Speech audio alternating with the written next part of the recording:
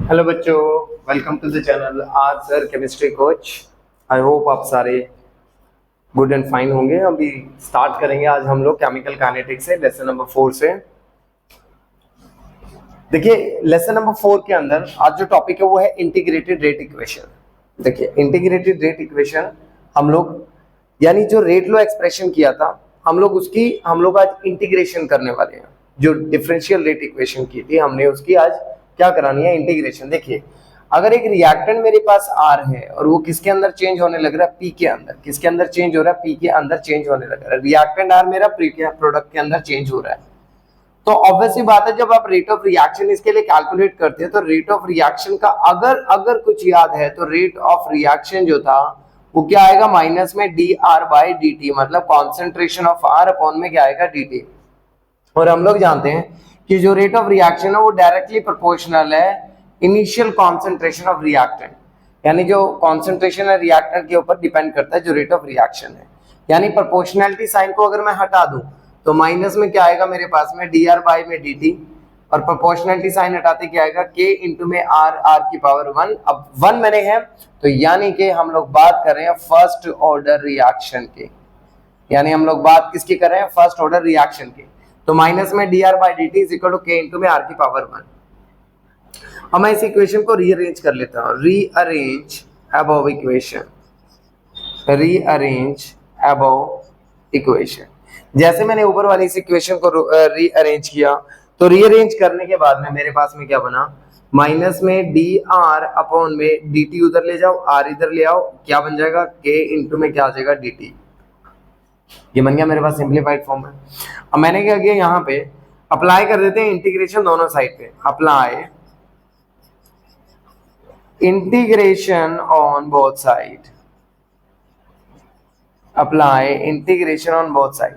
जैसे आप इंटीग्रेशन को अप्लाई करेंगे दोनों साइड पे तो इमीडिएटली जो यहाँ पे होगा, माइनस में integration of D R upon में are is equal to K into में डी टी की इंटीग्रेशन, क्योंकि के क्या है, कांस्टेंट है, उसकी इंटीग्रेशन पॉसिबल नहीं है। ठीक है, तो जैसे इसकी इंटीग्रेशन कराई तो अब देखिए यहाँ पे इंटीग्रेशन का प्रोडक्ट अगर याद हो, डी एक्स अपॉन में एक्स की इंटीग्रेशन करा रहे हैं तो L N of X plus में सी। ये रूल है कि जब मैंने इंटीग्रेशन कराई तो मेरे पास जो प्रोडक्ट में आएगा natural log of X plus में क्या आएगा, सी। जब मैंने इस चीज को यहाँ पे पुट किया तो मेरे पास जो बचा L N of R is equal to K into में, अब किसी भी डी एक्स की इंटीग्रेशन कराओ तो क्या बनता है, एक्स प्लस में सी। तो ऑब्वियसली बात है मेरे पास में क्या आ गया, के इंटू में टी प्लस में सी। ये सिंप्लीफाइड फॉर्म में बन गया मेरे पास में। इसको इक्वेशन नंबर दे लेते हैं 1, इसको इक्वेशन नंबर दे लेते हैं हम लोग 2।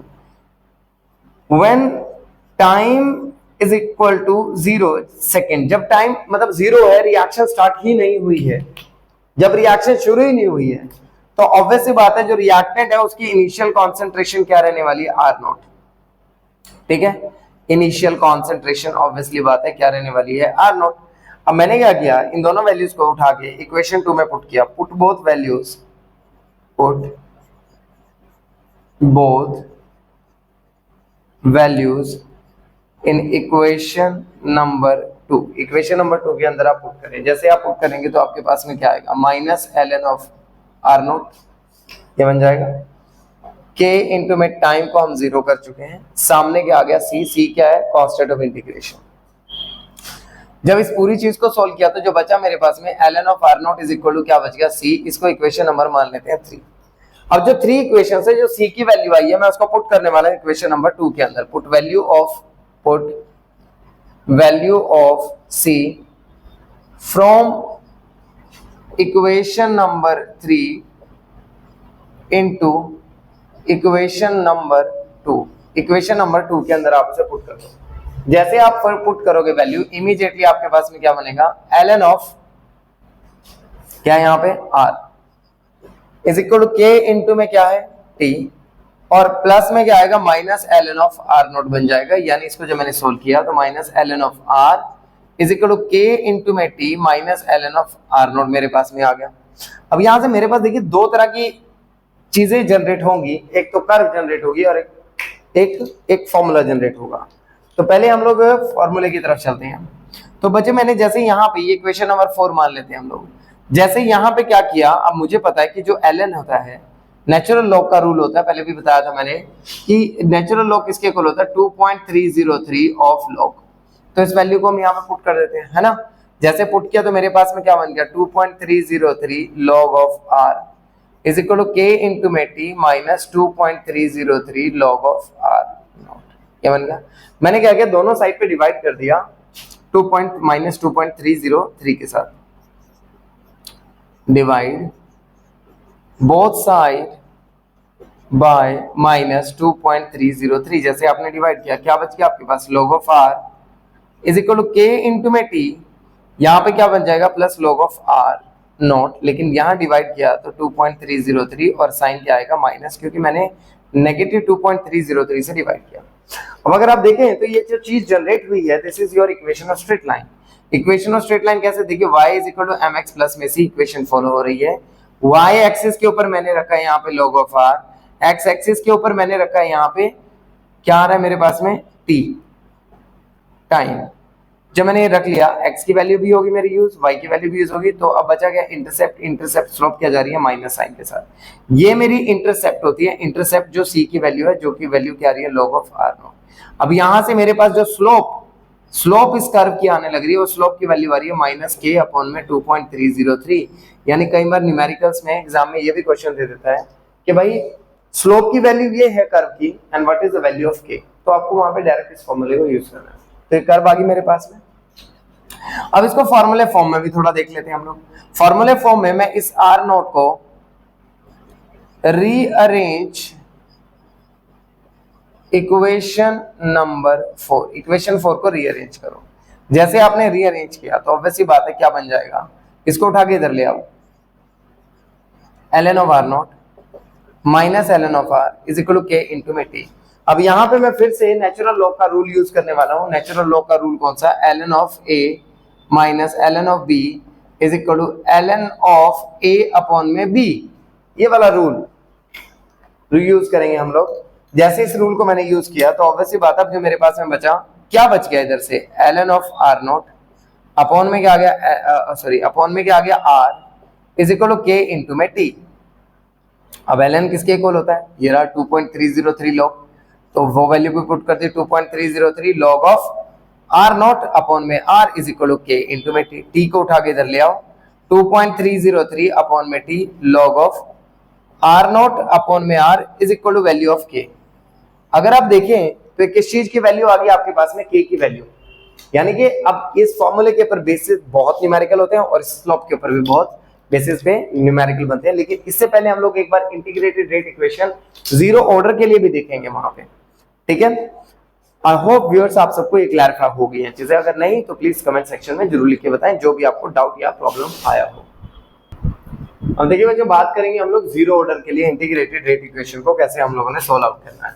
सेम वही चीज है अब, लेकिन इस बार ऑर्डर क्या है, zero order reaction. I hope order तो आप सबको क्लियर है, अगर नहीं तो प्लीज मैंने डिस्क्रिप्शन के अंदर लिंक प्रोवाइड कर दिया है, ऑर्डर वाली सारी की सारी वीडियो वहां पे है।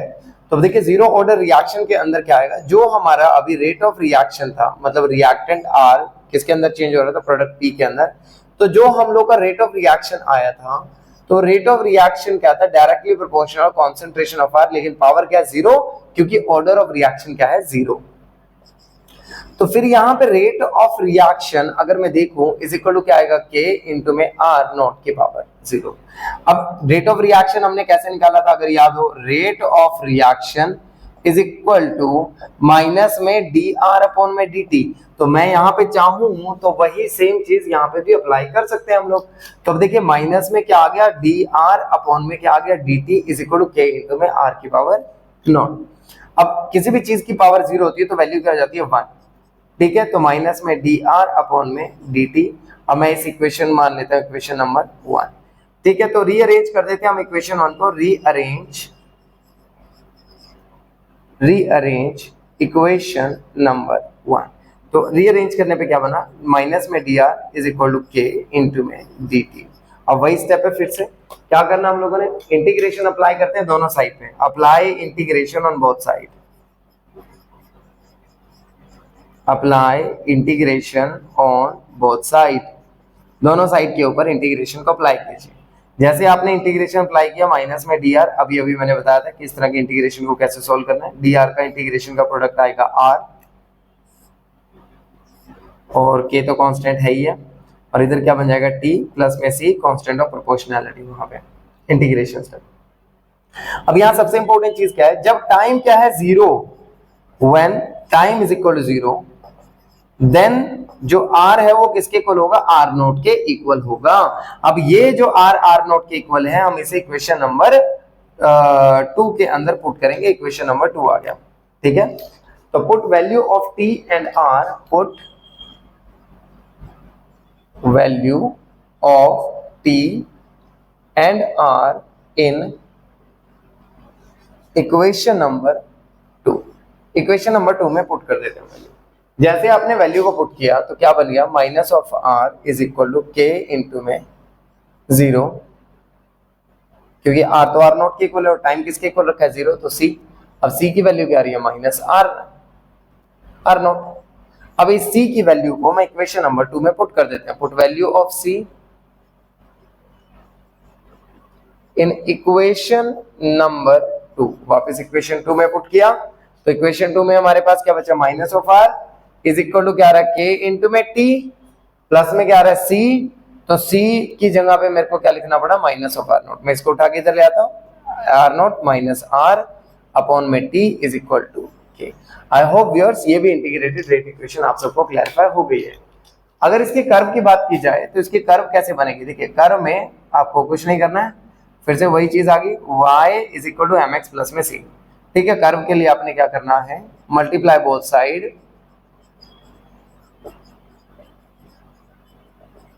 बाय -1। इस बार -1 से मल्टीप्लाई करेंगे।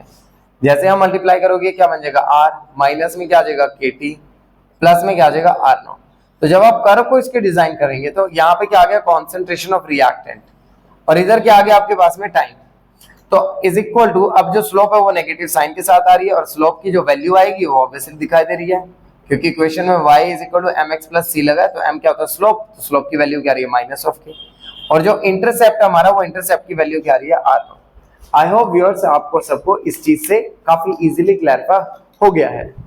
अब मूव करते हैं इसके न्यूमेरिकल्स पे, देखते हैं कि किस तरह से इन दोनों के न्यूमेरिकल्स को सॉल्व करना है। लेकिन उससे पहले हम लोग एक टॉपिक देखेंगे, हाफ लाइफ टाइम पीरियड। अब देखिए बेटा, बात करते हैं हम इसकी हाफ लाइफ टाइम पीरियड के। तो what do you mean by half life time period?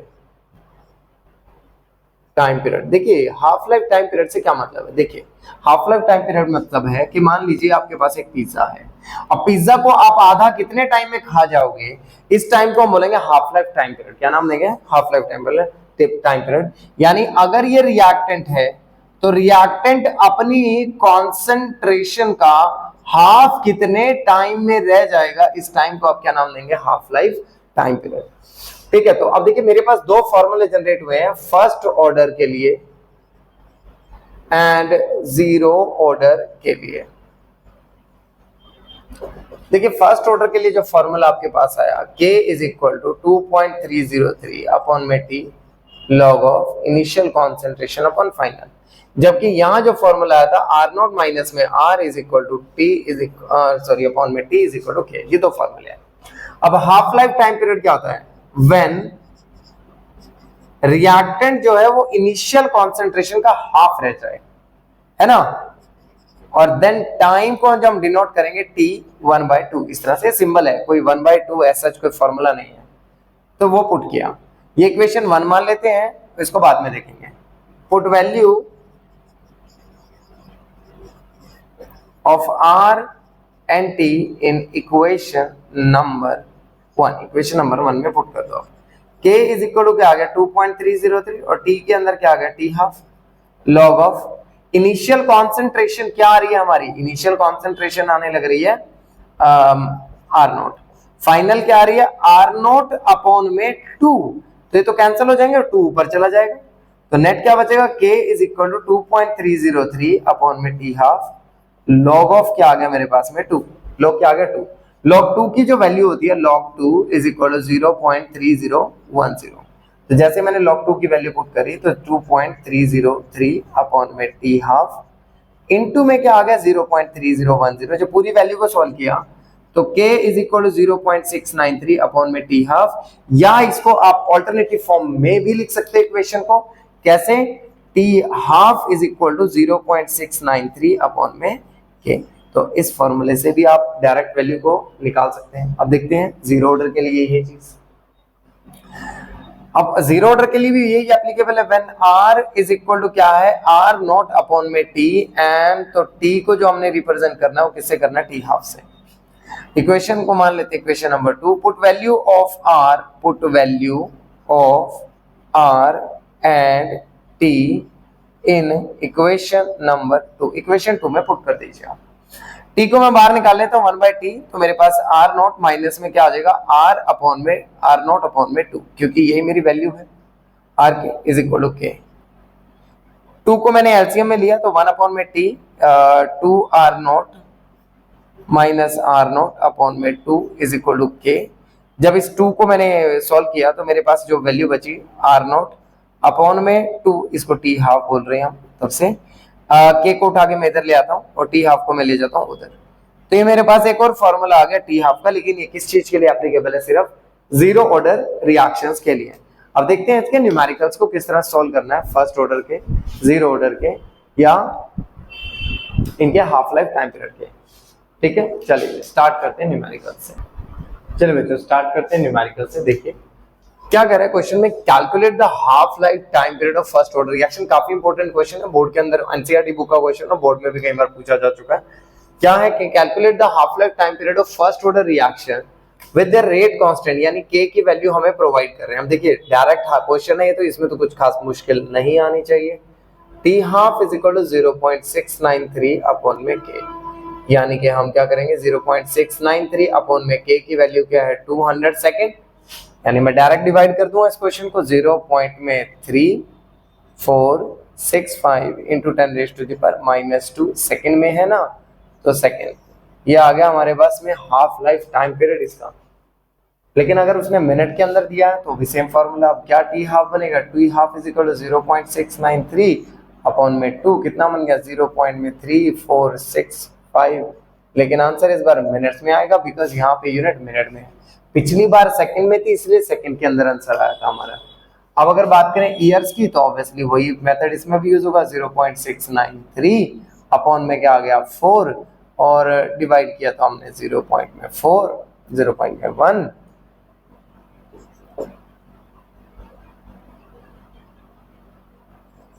ठीक है, ऑलमोस्ट यहाँ पे ईयर्स में हमारे पास में क्या आ गया, आंसर आ गया। आई होप व्यूअर्स आप सबको ये क्लैरिफाई हो गया। हम मूव करते हैं नेक्स्ट न्यूमेरिकल। क्या कह रहे हैं कि हाफ लाइफ एक रेडियो एक्टिव सब्सटेंस की कितने साल की हाफ लाइफ टाइम पीरियड है आर्कियोलॉजिकल आर्टिफैक्ट की, और उस वुड के अंदर। अब देखिए खास बात क्या, वुड के अंदर 80% कार्बन अभी भी बचा हुआ है, कार्बन 14 बचा हुआ है। ये देखिए अब जो फॉर्मूला था हम लोग का कि k is equal to 2.303 upon में t log of initial concentration upon final concentration. तो ये जो r है final remained concentration, that's an important part, final remained concentration, यानी फाइनली जो बची हुई कॉन्सेंट्रेशन है वो आपको पुट करना है यहाँ पे सिर्फ। तो k is equal to 2.303 upon में t log of initial concentration, क्योंकि परसेंटेज में क्वेश्चन है तो 100 आ गई, फाइनल कॉन्सेंट्रेशन 80। लेकिन एक सबसे बड़ी प्रॉब्लम ये आ गई है कि यहाँ पे मुझे जो है हाफ लाइफ वैल्यू दे रखी है और मुझे k की वैल्यू यहाँ नहीं पता है। तो पहले मुझे हाफ लाइफ टाइम पीरियड से k की वैल्यू निकालनी पड़ेगी। तो क्या फॉर्मूला है 0.693 अपॉन में क्या था k। ठीक है, या k को इधर रख दो और t हाफ को आप इधर रख दो, तो क्या बचा 0.693 अपॉन में t हाफ की वैल्यू कितनी है 5730। देखिए अब वैल्यू डायरेक्ट आ जाएगी। अब इससे जो कैलकुलेट करके हमारे पास में आंसर आएगा, इट इज 1.209 इंटू 10⁻⁻⁴ ईयर्स। ठीक है, ईयर्स इनवर्स, ये मेरे पास में वैल्यू आ गई सीधी। अब उस k की वैल्यू को जो मेरे पास आई है मैं उसको यहाँ पे पुट कर देता हूँ। तो 1.209 into 10⁻⁻⁴ is equal to 2.303 time मुझे कैलकुलेट करना है। log of 1.25।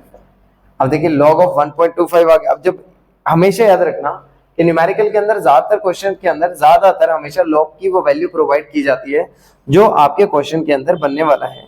जब मैंने इन सारी वैल्यूज को सॉर्ट आउट किया तो मेरे पास में जो बचा, मैं टाइम को इधर ले जाता हूं, तो टाइम इधर ले जाते हैं, अपॉन में क्या आ रहा है 2.303 अपॉन में क्या आ गया 1.209 इंटू 10⁻⁻, माइनस में क्या हो गया 4 मेरे पास, क्योंकि टाइम इधर आ गया। और log 1.2 की 5 की वैल्यू जो आने लग रही है मेरे पास में 0.69, जस्ट अ सेकेंड, 0.0969 के अराउंड आ गई। तो यहां से मैं अब देखिए डायरेक्ट कैलकुलेट करके मैं टी की वैल्यू को निकाल सकता हूं। It is around 1846 year, it is around 1846 years. I hope viewers आप सबको क्लैरिफाई हो गया। बस न्यूमेरिकल करते हुए ये ध्यान रखना है कि जो आर की वैल्यू है फाइनल रिमेन्ड कॉन्सेंट्रेशन, जो बची हुई कॉन्सेंट्रेशन है वो आपको हमेशा पुट करनी है। अब मूव करते हैं नेक्स्ट न्यूमेरिकल की तरफ। देखिए बच्चों, अब एनसीईआरटी बुक के क्वेश्चन नंबर 16 17 दोनों बहुत इंपॉर्टेंट है। ये भी क्वेश्चंस ये भी पेपर में कई बार आ चुके हैं, तो देखते हैं कैसे करना है इनको भी। सेम मेथड है। देखिए क्या कहता है, the rate constant for first order reaction, यानी के की वैल्यू हम लोग को जो प्रोवाइड की गई है वो है 60 second inverse. How much time it will take to reduce initial concentration, यानी इनिशियल कॉन्सेंट्रेशन कितनी है दी नहीं, प्रोवाइड नहीं की गई है, तो इसको मान लेते हैं 1 ग्राम। तो फाइनल कॉन्सेंट्रेशन कितनी बची है 1/60, 1/16। तो अगर इनिशियल 100 ग्राम है तो फाइनल कितनी बच रही है 100 का 1/16 टाइम्स बची हुई है। तो बस कुछ भी नहीं, अब डायरेक्ट क्वेश्चन है, कैलकुलेट करते हैं। Time is equal to 2.303 upon में T K log of initial concentration upon final. अब टी मुझे कैलकुलेट करना है तो 2.303 अपॉन में के की जो वैल्यू है प्रोवाइड की गई वो है 60, log of initial concentration 100, final concentration 100 का 16, तो 100 से 100 कैंसिल आउट। अब जो मेरे पास में बचा t is equal to 2.303 upon में 60 लॉग ऑफ 16। अब इसको अगर मुझे सॉल्व करना है लॉग ऑफ 16 को, देखिए लॉग ऑफ 16, तो मैं इसको क्या लिखूंगा log of 2 raise to the power 4। तो मैं यहाँ फॉर्मूला लगाऊंगा log a raise to the power n का। देखिए कैसे, यहाँ पे t is equal to 2.303 upon में 60 log of 2 raise to the power 4। तो मैं इसको क्या लिखूंगा 4 को आगे ले आऊंगा 4 log ऑफ 2 इंटू में 4 log ऑफ 2। अब log 2 की जो वैल्यू होती है 2.303 अपॉन 60 इंटू में 4 log 2 की वैल्यू होती है 0.3010। तो जब मैंने इस पूरी की पूरी, यहाँ आ गया 15 और ये आ गया मेरे पास में 0.020, बस ये मान लेते हैं 00 बहुत है, ठीक है ना। तो जब मैंने इसको फाइनली मल्टीप्लाई किया तो I got the answer around 4.6 into 10⁻⁴ into 10⁻⁻⁻ में 2 यूनिट है सेकंड में, तो सेकंड आ गया आंसर। ये हमारे पास में क्या आ गया टाइम, इतना टाइम है जो इसको लगेगा। अब नेक्स्ट क्वेश्चन की तरफ भी मूव करते हैं। कहते हैं during nuclear explosion one of the product is strontium 90, ठीक है, स्ट्रोंशियम 90 उसका प्रोडक्ट होगा। अब स्ट्रोंशियम जो होता है it can be absorbed on the place of calcium, ध्यान रखना। तो इसका हाफ लाइफ जो टाइम पीरियड हमें दे रखा है टी हाफ की वैल्यू है, यहाँ पे टी हाफ की जो वैल्यू है वो है 28.1 ईयर्स, ठीक है। इफ द वन न्यू जी, देखिए ध्यान से, आर नॉट की वैल्यू प्रोवाइड की है 1 इंटू 10⁻⁻⁻6 ग्राम, 1 न्यू जी मिली भी नहीं है माइक्रो, ठीक है, was absorbed in the bones of newly born baby instead of calcium, ठीक है, वहां डिपॉजिट हो गया। How much of it will remain, यानी we have to calculate time, हमें टाइम की वैल्यू कैलकुलेट करनी है। कहाँ कैलकुलेट करनी है, आफ्टर 10 ईयर्स एंड कैलकुलेट करनी है आफ्टर 60 ईयर्स। अमाउंट निकालना हमें, दो टाइम प्रोवाइड कर दिए गए। तो k इज इक्वल टू, जो फॉर्मूला है मेरे पास में 2.303 टाइम क्या आ गया 10 लॉग ऑफ, अब इनिशियल अपॉन फाइनल, ठीक है। अब इनिशियल तो प्रोवाइड कर दिया इसने मुझे, कितना है 1 इंटू 10⁻⁻⁶, और k की वैल्यू भी यहाँ पे प्रोवाइड की हुई है। k की जो वैल्यू आई है वो है 28.1 ईयर्स। अब देखिए ऐसे पार्ट को कैसे सॉल्व करना है, इसको उठा के इधर ले आओ, तो 28.1 इंटू में 10 अपॉन में 2.303। अब इसको तो सॉल्व करना बहुत टफ होगा, तो आप क्या कर सकते हो, इसकी जगह पे एक छोटा सा ट्रिक लगा सकते हो। आप इसकी पूरी लॉग को उठा के इधर ले आओ और क्या बन जाएगा, एंटी लॉग। क्या बन जाएगा, एंटी लॉग। अब 28.1 इंटू में 10 डिवाइडेड बाई 2.303 और उधर आपके पास क्या बचा, 10⁻⁻6 अपॉन में r। सो दैट मीन्स आपको सिर्फ इस चीज की वैल्यू का कैलकुलेट करनी है यहाँ से। तो यहाँ से जब मैं पूरा को पूरा एंटी लॉग की वैल्यू को सॉल्व कर लेता हूँ, तो एंटी लॉग की वैल्यू को सॉल्व करने के बाद में मेरा जो वैल्यू बच रही है, इट इज अराउंड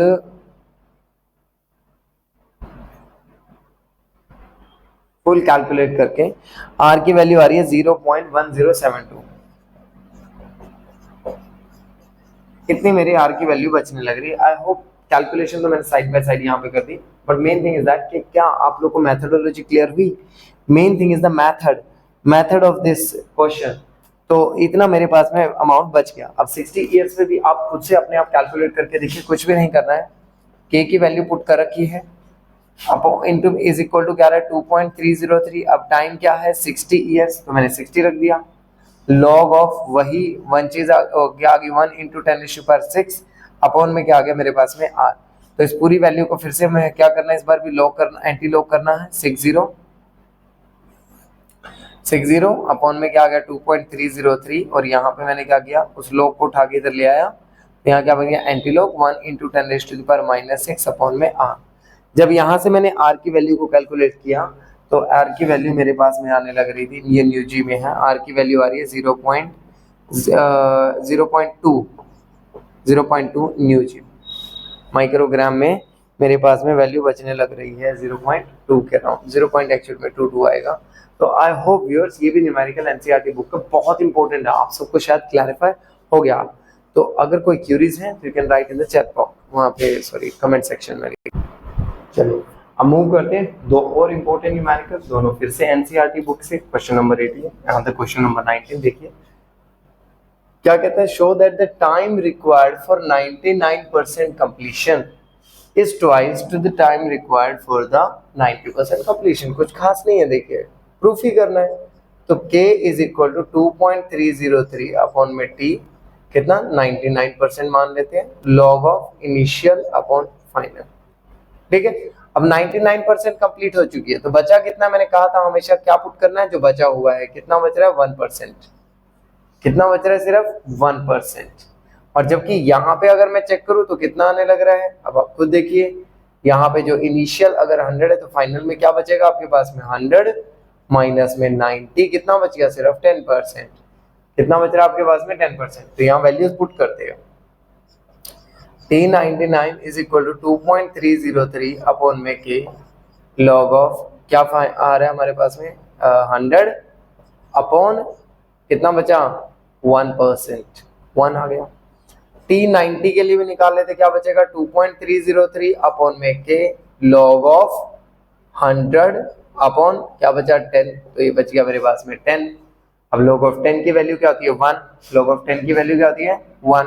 तो मेरे पास जो नेट बच गया T90 is equal to 2.303 upon में k लॉग ऑफ 10 जिसकी वैल्यू क्या आएगी 1। अब ये मेरी इक्वेशन नंबर 1 है and this is your equation number 2। अब इक्वेशन 1 को डिवाइड करते हैं इक्वेशन नंबर 2 से। लॉग ऑफ 100 को भी सॉल्व कर ले, क्या बनेगा 10⁻²। तो मैं 10⁻² लिख दिया, अपॉन में क्या आ गया T90 is equal to 2.303 upon में के लॉग ऑफ कितना बचा था हमारे पास में लॉग ऑफ 10, लॉग ऑफ 10। अब लॉग 10 की वैल्यू क्या होती है 1।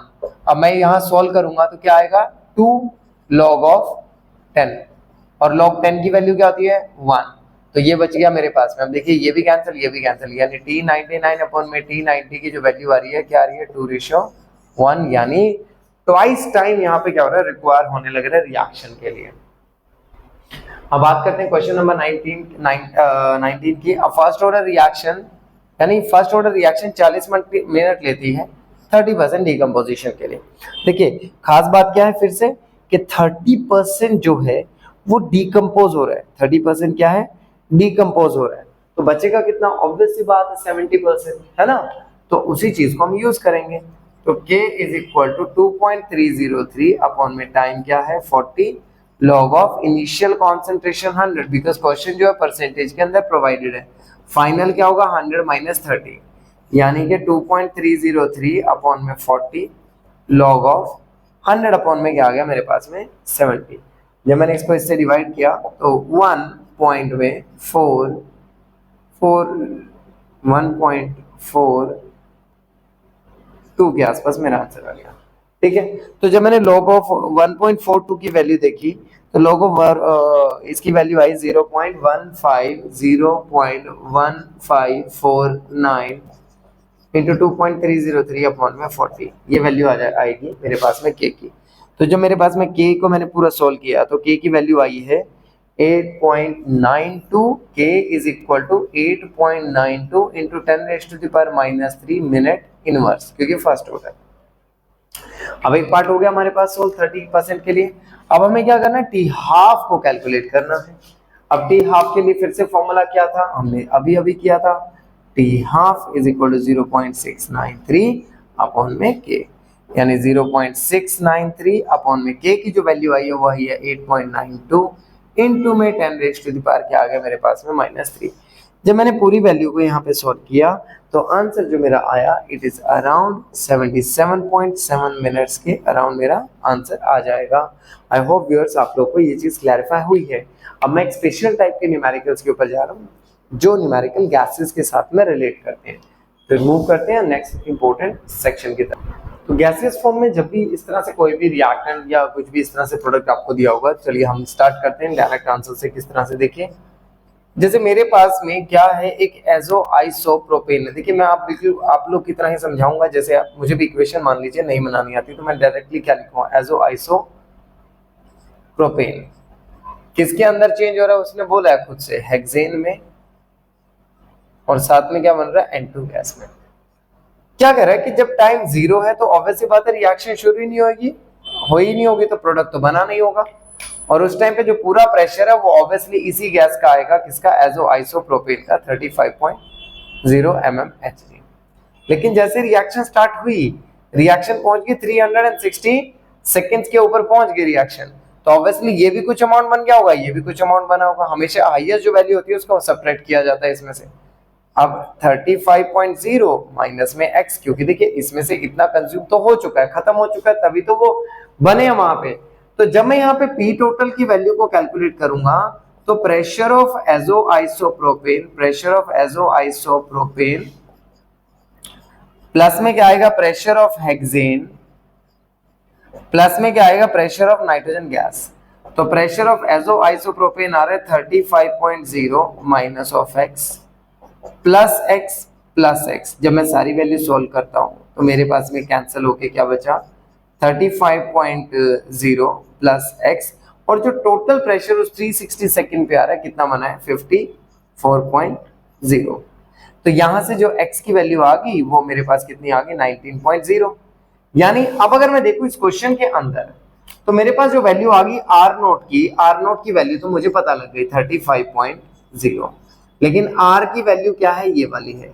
अब R की वैल्यू कितनी आ रही है मेरे पास में, 35.0 माइनस में कितना बचा, 19। तो आंसर में जो मेरे पास बच गया R की वैल्यू क्या आ रही है 16, और R नोट की वैल्यू तो हमें पता है 35.0, जो कि मेरी R नोट की वैल्यू बनी हुई है। जब मैंने इस वैल्यू को आगे पुट किया इक्वेशन के अंदर, देखिए कौन सी इक्वेशन, वही सेम चीज, k is equal to 2.303 upon में t log of initial concentration upon final. अब इनिशियल कॉन्सेंट्रेशन हमारी क्या है 35.0 और फाइनल कॉन्सेंट्रेशन क्या आ रही है 16। तो जब मैंने कैंसिल किया तो 2.18 के आसपास मेरे पास ये बच गई वैल्यू, ठीक है। जब मैंने पूरी वैल्यू को यहाँ पे सॉल्व किया तो सॉल्व करने के बाद मेरा जो आंसर आया it is 2.17 into 10⁻³ second inverse. This is the answer for the के। अब व्यूअर्स इसी चीज को मैं अप्लाई करूंगा आगे सेम इस वाले पार्ट के लिए।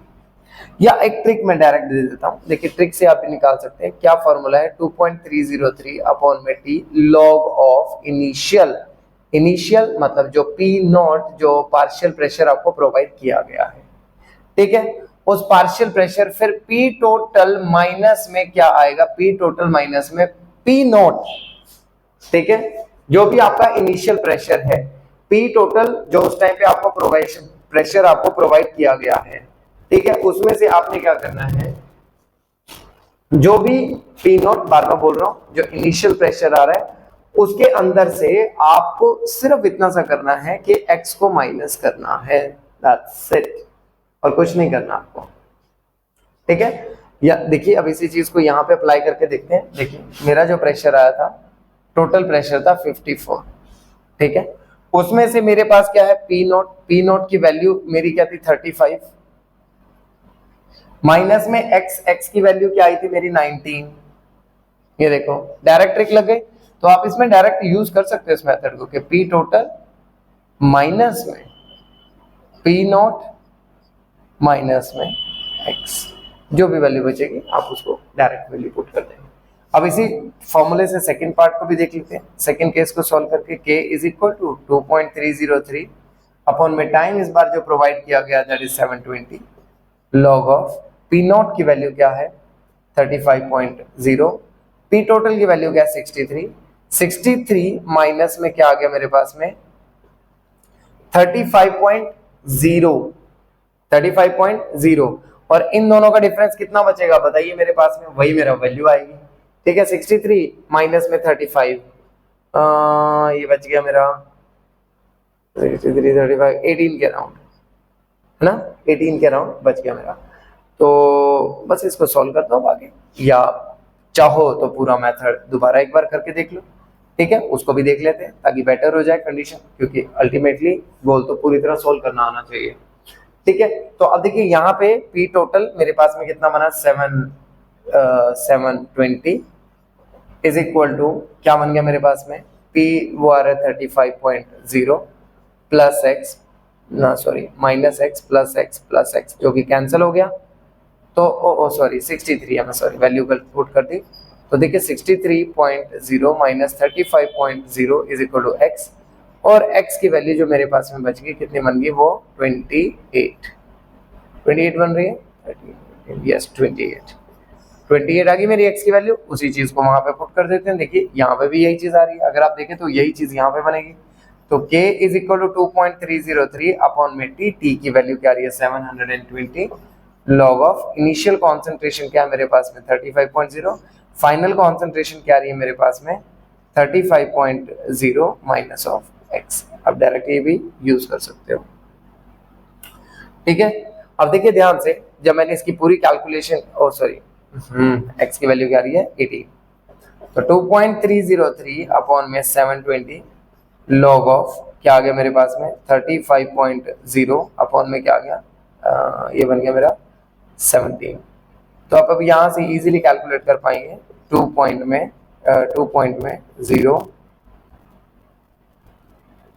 5 के अराउंड, है ना, लॉग ऑफ। जब पूरी वैल्यू लिख देता हूँ मैं सोल्व करके, तो जो सोल्व करके हम लोग का यहाँ पे आंसर आ रहा है it is your 2.20 into 10⁻³ second inverse. तो डायरेक्ट हमारा हम लोग का आंसर आने लग रहा है वहां पे सोल्व करके। आई होप व्यूअर्स इस टाइप के न्यूमेरिकल आपको समझ आए कि किस तरह सोल्व करने हैं। चलिए देखते हैं एक न्यूमेरिकल की और तरफ इसी तरह से चेक। देखिए बच्चों बात करते हैं एक और same ditto same numerical, next numerical 21 NCERT book से।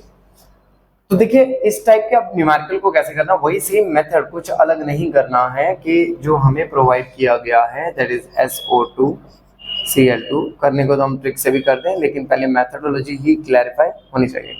जब तक रिएक्शन शुरू नहीं हुई तो दोनों ऑब्वियसली बने ही नहीं है, तो जो टोटल प्रेशर है 0.5 एटमॉस्फेयर वो पूरा का पूरा इसी की वजह से, यानी कि जो ये है मेरी क्या आ गई R0।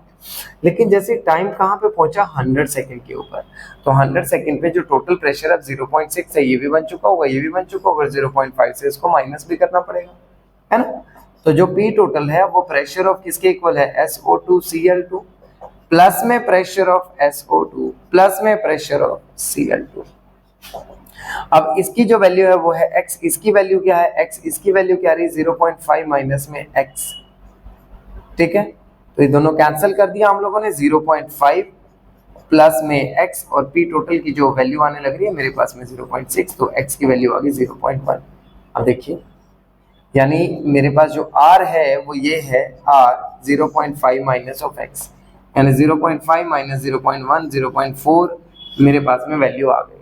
अब कुछ नहीं करना, बस डायरेक्ट इसको सॉल्व करते हैं। अब देखिए क्या फॉर्मूला था, k is equal to 2.303 upon में t log of initial concentration मेरी क्या 0.5 और फाइनल कॉन्सेंट्रेशन क्या है 0.4, मैंने डिवाइड किया तो आंसर आ गया 1.25 के अराउंड। तो k इज इक्वल टू 2.303। अब जो टाइम मुझे प्रोवाइड किया गया that is 100 second, log of क्या आ गया 1.25। जब मैंने पूरी वैल्यू को यहाँ से सॉल्व किया तो k की जो मेरे पास में वैल्यू आने लग रही है it is 2.23 into 10 raise to the power minus 2 के अराउंड बन रही है वैल्यू। जस्ट अ सेकेंड, हाँ ठीक है, कितनी मेरे पास में वैल्यू बन गई किसकी, के की, किस चीज में, सेकंड इनवर्स के साथ में मेरा आंसर आ गया। लेकिन अभी एक पार्ट और दे दिया क्वेश्चन का, कहता है टोटल प्रेशर अगर 0.65 होता तब क्या, वही सेम चीज करनी है यार हमें, अभी कौन सा अलग करना है। तो देखिए आर की वैल्यू क्या आ रही है 0.5 माइनस ऑफ एक्स, मतलब और जो पी टोटल बना 0.65, तो एक्स की वैल्यू क्या आ गई इस बार 0.15। तो जो आर हमें निकालना है वो क्या बनेगा 0.5 माइनस 0.15, 0.5 माइनस में क्या आ गया मेरे पास में 0.15, तो जो मेरे पास में बच गई वैल्यू 0. कितने बच गई 35, तो 0.35 मेरे पास आ गया आर। अब उसको आप इसमें पुट कर दें फॉर्मूले में, तो k is equal to 2.303 time मुझे कैलकुलेट करना है लॉग ऑफ इनिशियल कॉन्सेंट्रेशन है 0.5, फाइनल बची मेरे पास में 0.35। यहां से इसी मेथड से आपको calculate the rate of reaction, अच्छा रेट ऑफ रिएक्शन निकालना। अब इस केस में जो टाइम की वैल्यू है वो हम लोग को सेम लेनी पड़ेगी, क्योंकि अलग से कोई भी टाइम की वैल्यू हमें प्रोवाइड नहीं की गई है यहाँ पे, ठीक है 0.65 के केस के लिए, ठीक है। तो यहाँ से जो वैल्यू बनेगी 7.8 into 10 raise to the power minus 4, सारी वैल्यू पुट करके 7.8 into 10 raise to the power minus 4 atmosphere के आंसर के अराउंड हमारा आंसर आ जाएगा। आई होप व्यूअर्स आप सबको ये न्यूमेरिकल और बड़े ही आसानी से समझ आ गया होगा। हम मूव करते हैं नेक्स्ट पार्ट पे। अब देखिए मैंने एक पॉइंट बोला था कल लास्ट क्लास में कि जो ऑर्डर ऑफ रिएक्शन है इट्स एन एक्सपेरिमेंटल कंसेप्ट। क्या है ये, एक एक्सपेरिमेंटल कंसेप्ट। अब एक्सपेरिमेंटल कंसेप्ट कैसे, देखिए इनिशियल रेट मेथड यही कह रहा है कि जो भी हमारे पास एक्सपेरिमेंटल है उस जैसे कॉन्सेंट्रेशन NO की एक्सपेरिमेंट 1 में 0.1 रखी, Br2 की भी 0.1 रखी, तो इनिशियल रेट आए इतना, मतलब रेट ऑफ रिएक्शन इतना। एक्सपेरिमेंट 2 में जब NO की वैल्यू 0.2 रखी और Br2 की वैल्यू 0.1 रखी तो इनिशियल रेट आया इतना। तो भैया ऑर्डर बताइए रिएक्शन का, इस टाइप के क्वेश्चन। तो ऑर्डर जो है वो एक्सपेरिमेंटल कंसेप्ट है और इस एक्सपेरिमेंटल कंसेप्ट का नाम दिया जाता है इनिशियल रेट मेथड, जिससे हम लोग उस एक्सपेरिमेंट से निकालते हैं कि ऑर्डर ऑफ रिएक्शन क्या होगा एक्चुअल में वहां पे। अब देखते हैं कैसे इसको करना है। देखिए इसमें एक सिंपल सी ट्रिक है, आपको सबसे पहला वो केस उठाना है जहां पे दो वैल्यूज आपस में एक दूसरे को कैंसिल करती है, सेम हो, ठीक है। तो अब रेट ऑफ रिएक्शन 2 से स्टार्ट करते हैं। रेट 2 इज इक्वल टू क्या आएगा k, क्योंकि k पूरे एक्सपेरिमेंट में सेम ही रहेगा। कॉन्सेंट्रेशन किसकी आएगी NO की, पावर मान लेते हैं P, कॉन्सेंट्रेशन आ गई Br2 की, पावर मान लिया Q। इसी तरह से अपॉन में किया मैंने रेट 1 इज इक्वल टू क्या आ गया k, इंटू में NO की पावर क्या मानी है हमने P और Br2 की पावर क्या मानी है हमने Q। जब बेस सेम है तो ऑब्वियसली मैंने इनको इकट्ठा क्लब करके इस तरह से लिख दिया, पावर में क्या आ गया Q, और इसी तरह से इनको भी इकट्ठा करके क्या लिख दिया पावर, क्योंकि बेस ऑब्वियसली सेम है तो पावर क्या आ गई P। अब k से k कैंसिल कर दिया। अब रेट 2 की वैल्यू क्या है 1.52 into 10 raise to the power minus 6, rate 1 की वैल्यू क्या है 1.3 into 10 raise to the power minus 6। अब NO की जो वैल्यू है वो कैंसिल नहीं हो रही है, 0.2 अपॉन में 0.1 रेज टू द पावर क्या आ गया P, जबकि इसमें यहाँ पे कैंसिल हो रही है 0.1 raise to the power Q। अब ये तो कैंसिल हो चुका है, ये भी कैंसिल हो गया, ये डिवाइड करा हमने, हाँ 5.2 है ये, 5.2, तो डिवाइड किया तो कितना आ गया 4। तो अब अगर देखिए यहाँ से इसको भी डिवाइड करो, क्या आ गया 2। तो 4 is equal to 2 raise to the power p, यानी p का जो आंसर आ रहा है मेरा क्या आ गया 2। यानी ऑर्डर जो है with respect to NO is 2। Order with respect to NO क्या आ रहा है मेरे पास में 2। अब बात करते हैं Br2 की भी। अब वो और पेस उठा लेते हैं, यहाँ पे ये दोनों कैंसिल हो रही हैं तो इस केस से वैल्यू आ जाएगी हमारे पास में। अब देखिए कैसे, तो मैं यहाँ क्या करता हूँ, रेट 3 अपॉन में रेट 2 कर देता हूँ। रेट 3 अपॉन में क्या आ गया, rate 2 is equal to k upon में k इनटू में क्या आएगा NO की पावर। अब देखिए p लिखने की जरूरत नहीं है, अब क्या आएगी वैल्यू 2, और उधर q आ गया Br2 अपॉन में Br2 और रेज टू द पावर क्या आ गया q। अब देखिए यहाँ ये तो कैंसिल है क्योंकि वैल्यू सेम है।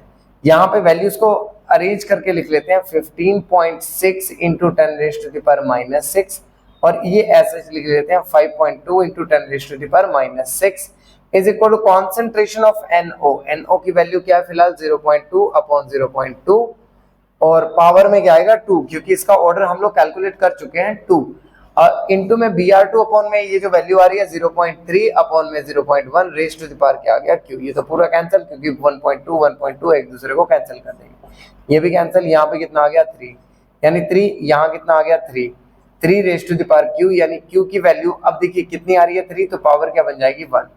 तो यानी order with respect to Br2, order with respect to Br2 is 1। अब नेक्स्ट पार्ट में मूव करते हैं।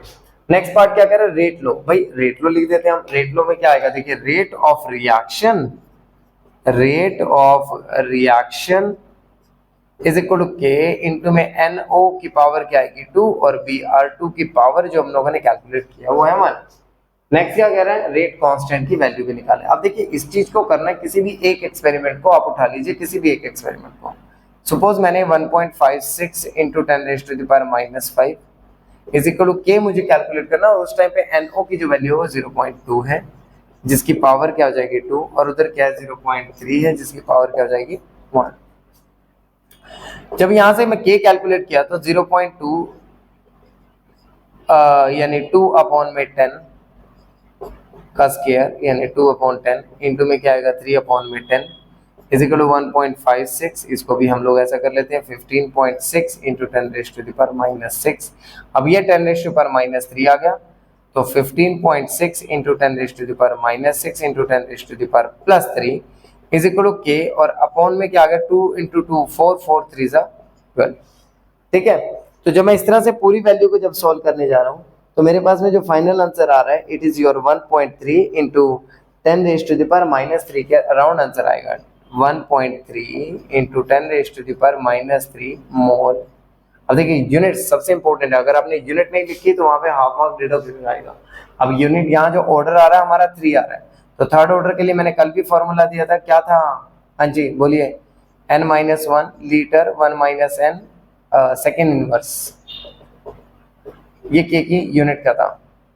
अब थर्ड ऑर्डर है तो मोल में क्या आ जाएगा हमारे पास में, सॉरी 1 माइनस n था और ये n-1, तो मोल में मेरे पास में क्या आएगा 1 माइनस 3, लीटर में क्या आएगा 3 minus 1 second inverse is equal to K. तो जो यहाँ यूनिट मेरे पास में बनी वो बनी mole minus 2 litre to second inverse is the unit of K. तो आप यहाँ से डायरेक्ट इनिशियल रेट मेथड से इस चीज को कैलकुलेट कर सकते हैं। अब मूव करते हैं इनिशियल रेट मेथड के एक और न्यूमेरिकल को हम लोग देखते हैं कि कैसे फर्दर और सोल्व करने हैं न्यूमेरिकल। हम देखिए मूव करते हैं एक और न्यूमेरिकल की तरफ। Determine rate low and rate low constant करना, और इस बार भी देखिए मैंने वही ट्रिक हम लोग यूज करेंगे जो मैंने अभी बताई थी, यानी उन केसेस को उठाना पड़ेगा जहाँ पे वैल्यूज देखिए यहाँ पे सेम आ रही है, और नेक्स्ट में अगर देखें तो नेक्स्ट केस में आप इन दोनों की वैल्यू उठा सकते हैं, यानी वही चीज हम लोग करेंगे। रेट हम ऐसा करते हैं पहले 4 को उठा लेते हैं ताकि ये कैंसिल हो जाए, रेट 4 अपॉन में रेट 1 इज इक्वल टू के अपॉन में के इंटू में क्या आएगा A4 अपॉन में A1 raise to the power P, और फिर क्या आएगा B4 फोर्थ केस का अपॉन में B1 raise to the power Q। अब जो वैल्यू है ये 2.4, ये -2 है, तो मैं इसको ऐसे करता हूँ 2.4 into 10 raise to the power -3 कर देता हूँ, सॉरी 24। ठीक है, इसको भी हम लोग चेंज कर देते हैं टू 28.8 इंटू 10⁻⁻²। ठीक है, अब देखिए रेट 4 की जो वैल्यू है 24 इंटू 10⁻³ अपॉन में रेट 1 की जो वैल्यू है 6.0 इंटू 10⁻³ कैसे के कैंसिल हो जाएगा। A4 की जो वैल्यू है it is 0.4 upon 0.1 raise to the power p और उधर से आ रहा है 0.1 upon 0.1 raise to the power q। तो ये तो कैंसिल ही हो गया क्योंकि वैल्यू सेम है। यहाँ कितना आ रहा है 4, ये डिवाइड कर दिया, ये कितना आ रहा है 4, यानी 4 इज इक्वल टू 4 की पावर p। जब भी देखिए सेम आ रहा है तो इसका मतलब p की वैल्यू क्या आ रही है 1, यानी जो ऑर्डर आ रहा है order with respect to a is 1, a के विद रिस्पेक्ट में क्या आ रहा है 1। अब देखिए नेक्स्ट पार्ट में, ठीक है, हमने क्या बोला, अभी क्या करना है, रेट 3 करेंगे अपॉन में रेट 2 करेंगे is equal to k upon में k। तो क्या आएगा a3 अपॉन में a2 raise to the power p, b3 upon में b2 raise to the power q। ये जनरल फॉर्मूला, लेकिन मेरी ऑलरेडी a की वैल्यू आ रखी है तो a की वैल्यू मैं 1 करूंगा यहाँ पे। अब जो मेरे रेट 3 है वो कितना है 28.8 इंटू 10⁻⁻² और ये रेट जो 2 आने लग रहा है दैट इज 7.2 इंटू 10⁻⁻²। अब k से k कैंसिल हो ही गया और जो a3 की वैल्यू है वो वैसे कैंसिल हो रही है 0.3 अपॉन में 0.3 रेज टू द पावर 1 और b3 की वैल्यू आ रही है 0.4 अपॉन 0.2 और रेज टू द पावर क्या आ गया q। तो ये 2 पे कैंसिल, ये कैंसिल, ये कितना आ गया 4, यानी 4 इज इक्वल टू 2 की पावर q। तो क्या वैल्यू रखूं मैं, ये 2 raise to the power 2 is equal to q। तो यानी q की जो वैल्यू आ गई वो 2, यानी यहां से आंसर निकाला मैंने, q की वैल्यू भी आ गई 2। अब आगे क्या बोल रहा है, रेट लो लिखिए। रेट लो अगर मैं लिखूं तो क्या लिखूंगा मैं, rate of reaction is equal to k into में a की पावर 1 और b की पावर 2, क्योंकि q जो था ऑर्डर विद रिस्पेक्ट टू आया है, order with respect to b is 2, वहां पे 2 आ रही वैल्यू। अब बात करते हैं नेक्स्ट किसकी, रेट कांस्टेंट की वैल्यू भी कह रहा है। कोई भी एक केस उठा लो जो आपको सिंपल सा लग रहा है, जो आसान लग रहा है कैलकुलेशन, थर्ड पार्ट इसका, सॉरी, ठीक है। तो 6.0 into 10⁻³ is equal to k मुझे निकालना है। वहां पे a की वैल्यू है 0.1 और b की जो वैल्यू है वो भी 0.1 पर उसकी पावर क्या आ जाएगी स्क्वायर। तो अल्टीमेटली जब मैंने यहाँ से k की वैल्यू को कैलकुलेट किया तो इट इज अराउंड 6.0, ठीक है 6.0। अब ऑर्डर क्या रहा है थर्ड ऑर्डर, थर्ड ऑर्डर के लिए क्या यूनिट्स थी हमारी 6.0 mole -2 litre to second inverse is the unit of K. तो आपका जो आंसर आया इट इज अराउंड 6.0, ठीक है। अब मूव करते हैं एक और न्यूमेरिकल के ऊपर जो 2019 के पेपर के अंदर भी आया हुआ था। अब देखते हैं उसको, चलिए देखते हैं एनसीईआरटी का एक और न्यूमेरिकल है। देखिए क्या कह रहा है, a reaction between A and B is, देखो हमें सिर्फ ब्लैंक्स को फिल करना है क्वेश्चन के अंदर इनडायरेक्टली, लेकिन यहाँ पे जिस चीज के बारे में बात कर रहा है कि जो रेट ऑफ रिएक्शन है उसको समझो इज इक्वल टू के, आगे विद रिस्पेक्ट टू ए क्या है फर्स्ट ऑर्डर, यानी a की पावर आएगी 1 and 0 order with respect to b, यानी b के विद रिस्पेक्ट टू ऑर्डर आ रहा है 0। मेथड वही लगाना, अलग कुछ नहीं करना हमें। यहाँ रेट 2 है रेट 1 है, तो R2 अपॉन में R1 is equal to k upon में k इनटू में क्या आएगा हमारे पास में भाई A2 अपॉन में A1 raise to the power 1 और उधर क्या आएगा B2 अपॉन में B1 raise to the power 0। किसी भी चीज की पावर 0 होती है तो आंसर क्या आता है 1, तो कैंसिल हो गया। R2 की वैल्यू क्या है 4.0 into 10 raise to the power -2, R1 की वैल्यू क्या है 2.0 into 10 raise to the power -2, किसी के कैंसिल हो गया। A2 की वैल्यू मुझे निकालनी है और A1 की वैल्यू है 0.1 और इसकी पावर क्या है 1, और किसी भी चीज की पावर 1 होती है तो वो तो किसी चीज की पावर 0 होती है तो वैल्यू 1 ही होती है। तो यानी कि जो मेरे पास में A2 आ रहा है यहां से कैलकुलेट करो तो इट इज 2, कितना आ गया सीधा आंसर 0.2 मोल लीटर इनवर्स, यानी फर्स्ट ब्लैंक मेरा फिल हो गया 0.2 आ गया आंसर। अब चलते हैं नेक्स्ट ब्लैंक की तरफ, और रेट क्या करना है, रेट निकालना है, तो रेट 3 कर देते हैं अपॉन में रेट क्या कर देते हैं 2, ठीक है। जरूरी नहीं है, कोई भी कंसीडर कर सकते हो, it's up to you, you can consider any of the value. ठीक है, तो इसके बाद देखिए रेट 3 अपॉन में रेट 2, यहाँ पे क्या रहा है हमारे पास में के अपॉन में के, A3 अपॉन में A2, और इधर क्या आ गया B3 अपॉन में क्या आ गया B2। अब यहाँ से ये भी कैंसल आउट, रेट 3 की वैल्यू मुझे निकालनी है, R3 मुझे निकालना है, R2 4.0 इंटू 10⁻⁻², A3 की वैल्यू है 0.4, A2 की वैल्यू है 0.2 रेस्ट टू द पावर 1, और B3 अपॉन में B2 का तो फर्क पड़ना ही नहीं है क्योंकि उसका ऑर्डर क्या है 0, जब किसी चीज की वैल्यू 0 होती है तो 1 आ गया। तो R3 की जब मैं वैल्यू निकालता हूँ तो मेरा कितना आ गया 2 इज इक्वल टू कितना बन जाएगा ये 2 इंटू में 4.0 इंटू 10⁻⁻², यानी 8 into 10⁻⁻² mole litre inverse second inverse. यानी ये लो जी एक और ब्लैंक हम लोग का फिल हो गया, 8 into 10⁻⁻² mole litre inverse second inverse, एक और वैल्यू आ गई। अब एक ब्लैंक और बचा हुआ है, ये रहा, तो इसको हम लोग क्या करते हैं वैसे ही सॉल्व करेंगे। क्या आएगा फिर से R4 अपॉन में R3 इज इक्वल टू क्या आएगा A4 अपॉन में A3 rest to the power 1, और इधर क्या आएगा B4 अपॉन में B3, लेकिन इसकी पावर क्या है 0। जब किसी भी चीज की पावर 0 तो वैल्यू क्या आती है 1, और A4 की जो वैल्यू आ रही है वो क्या आ रही है 2.0 है, 2.0 इंटू 10⁻⁻² ऑर्डर की, अपॉन में रेट की अपॉन में 8 इंटू 10⁻⁻²। A4 की वैल्यू मुझे निकालनी है, कैलकुलेट करनी है। A3 की वैल्यू प्रोवाइड की गई 0.4, और B3 उसकी तो वैल्यू कुछ बचेगी ना, वैल्यू 1 हो जाएगी। तो कैंसिल किया तो कितने पे गया 4 पे। अब इस 4 को भी मैं इधर ले आता हूँ, 0.4 अपॉन में 4 इज इक्वल टू A4, यानी A4 की वैल्यू क्या आ गई 0.1। ये लीजिए जी एक और ब्लैंक जो बचा था वो हमारा फिल हो गया। आई होप व्यूअर्स आप सबको ये वीडियो पसंद आई होगी।